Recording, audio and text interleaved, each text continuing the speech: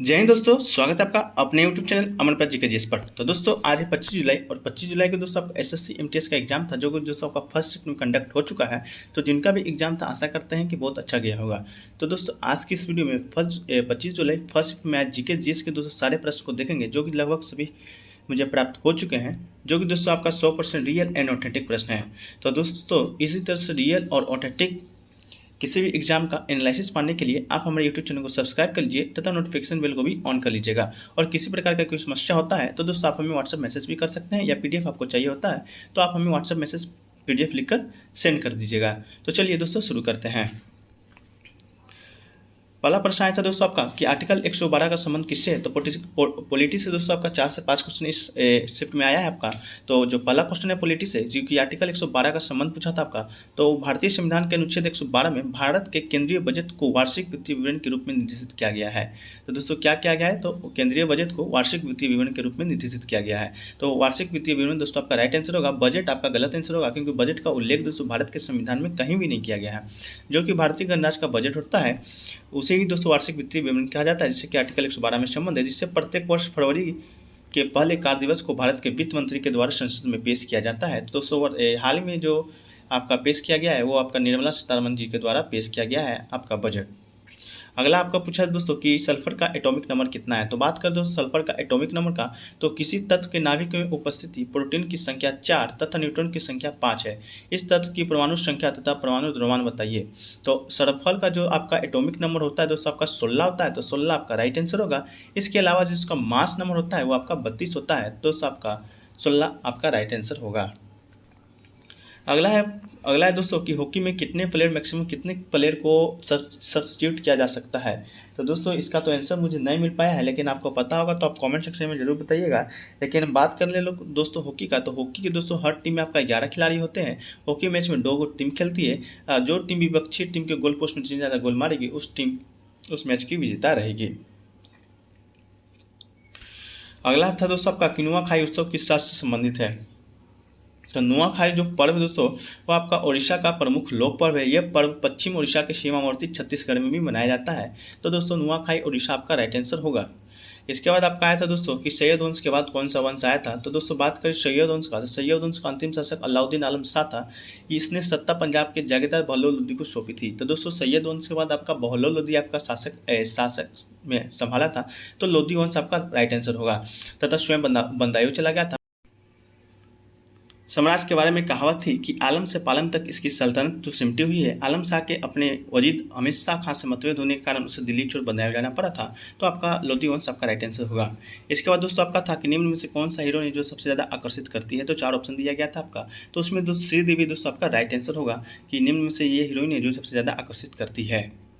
इसके अलावा था दोस्तों कि टोक्यो ओलंपिक 2022 में भारत ने कौन सा पदक, मतलब भारत के किस आपका दल ने पदक नहीं जीता था। तो आपको 4 ऑप्शन दिया गया था, भाला फेंक, पुरुषों की टीम या वेट लिफ्टिंग, इस तरह का। तो इसमें जो एक ऑप्शन आपका था भारतीय महिला हॉकी टीम, वो दोस्तों आपका पदक नहीं जीता था।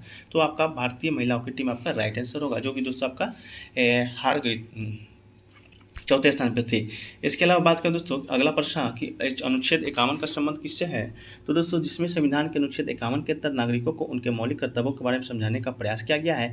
डिस्ट्रिक्ट लीगल सर्विस अथॉरिटी के सचिव सीजीएम प्रदीप चौधरी ने बताया कि बच्चों ने मौलिक कर्तव्य को बेहद सरल शब्दों में समझाने का प्रयास किया है। तो दोस्तों आपका मौलिक कर्तव्य को समझाने का प्रयास किया गया है आपका अनुच्छेद 51 में। अनुच्छेद 51 का में आपका मौलिक जो कर्तव्य 11 उसका उल्लेख आपका किया गया है। इसके अलावा अफगानिस्तान की राजधानी पूछी थी। तो दोस्तों काबुल, जो कि दोस्तों आपका अफगानिस्तान की राजधानी है। काबुल अफगानिस्तान का सबसे बड़ा शहर और राजधानी है। यह अफगानिस्तान का आर्थिक और सांस्कृतिक केंद्र भी है। यह शहर समुद्र तल से 1800 मीटर की ऊंचाई पर स्थित है। तो दोस्तों आपका काबुल राइट आंसर होगा। इसके अलावा आपको पूछा था कि पंडित रविशंकर किस वाद्य से संबंधित है। तो पंडित रविशंकर दोस्तों आपका सितार वादक है। तो सितार आपका राइट आंसर होगा। इसके अलावा आपसे पूछा गया था कि द अनफिनिश्ड पुस्तक के लेखक कौन है। तो दोस्तों द अनफिनिश्ड पुस्तक के लेखक हैं आपका प्रियंका चोपड़ा। एक बच्चे से पूछा था दोस्तों, उसने बताया कि अनफिनिश्ड पुस्तक के लेखक आपका कंगना रनौत है, तो आपका ऑप्शन में कंगना रनौत भी था, लेकिन दोस्तों आपका राइट आंसर है वो आपका प्रियंका चोपड़ा राइट आंसर होगा। इसके अलावा है कि समुद्रगुप्त को कौन सी उपाधि दी गई थी, तो दोस्तों गुप्त साम्राज्य का आपका एक शासक था समुद्रगुप्त। गुप्त समाज का प्रतीक गरुड़ स्तंभ के साथ गरुड़ समुद्रगुप्त का सिक्का। समुद्रगुप्त भारत के महान शासक थे जिन्होंने दोस्तों अपने जीवन काल में कभी भी पराजय का स्वाद नहीं चखा था। आज तक कोई भी युद्ध नहीं हारा था। इस कारण जो वी स्मिथ हैं, इतिहासकार हैं, के द्वारा उन्हें दोस्तों भारत के नेपोलियन की संज्ञा दी गई है। तो दोस्तों देखिएगा भारत का नेपोलियन होगा तो आपका राइट आंसर होगा। इसके अलावा महाधिराज, धीराज, इस तरह का भी आपका गुप्त वंश के जो शासक हैं उस उपाधि अपना लेते रहे हैं। तो देखिएगा, बताइएगा कौन सा आपका उपाधि था। इसके अलावा दोस्तों कि किस आपका अध्याय में करंट की आर्टिकल की चर्चा की गई है, तो दोस्तों इसका भी आंसर मुझे प्राप्त ना हो पाया है, नहीं ऑप्शन ही मिल पाया है, तो आप कमेंट सेक्शन में बताइएगा कि प्रश्न एक्चुअल में क्या था। इसके अलावा है दोस्तों आपका क्लैप मूवमेंट से एक प्रश्न आया था, करंट मूवमेंट नहीं, क्लैप मूवमेंट किस साथ से संबंधित है। तो दोस्तों आप कमेंट सेक्शन में बताइएगा क्लैप मूवमेंट है जो कि किस साथ से संबंधित है, मुझे आंसर नहीं मिल पाया है। इसके अलावा है दोस्तों आपका कि निम्न में से कौन सा जो झील है उसका झील का निर्माण प्लेट विवर्तिका सिद्धांत से हुआ है।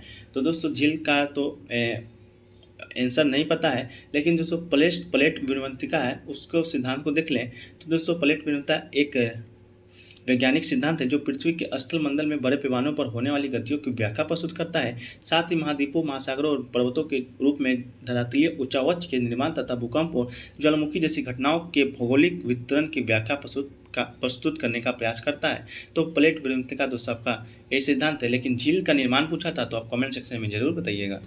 अगला दोस्तों आपका पूछा था मौलिक अधिकार से आपका एक प्रश्न आया था।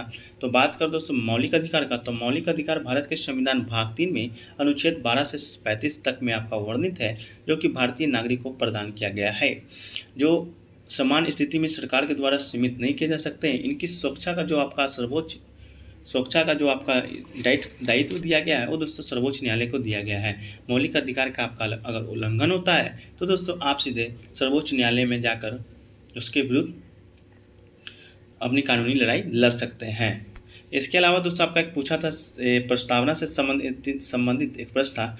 तो बात कर दोस्तों प्रस्तावना से संबंधित क्या क्या प्रश्न आ सकते हैं अभी के इस प्रश्न में देखेंगे।